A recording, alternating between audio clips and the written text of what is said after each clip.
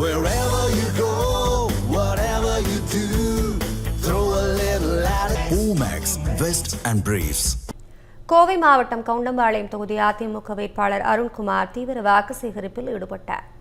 கோவில்களில் சுவாமி தரிசனம் செய்துவிட்டு தனது பிரச்சாரத்தை தொடங்கிய அவர் பூச்சியூர், குமரன் மில்ஸ், ராக்கிபாளையம் உள்ளிட்ட பகுதிகளில் வீதி வீதியாக சென்று வாக்கு சேகரித்தார். அப்போது பெண்கள் அவருக்கு ஆரத்தி எடுத்து வரவேற்பு அளித்தனர். மேலும் ஊராட்சியின் முன்னாள் தலைவர் ரவி, முன்னாள் ஒன்றிய துணைத் தலைவர் பூக்கடை ரவி, முன்னாள் ஒன்றிய கவுன்சிலர் மாணிக்கம் உள்ளிட்டோர் ஆளுயர மாலைகள் அணிவித்து அவரை வரவேற்றனர். பின்னர் பேசிய அதிமுக வேட்பாளர் அருண்குமார் சட்டம் ஒழுங்கு சீராகவும் பெண்களுக்கு பாதுகாப்பான ஆட்சி அமையவும் இரட்டை இலைக்கு வாக்களிக்கும்படி கேட்டுக்கொண்டார்.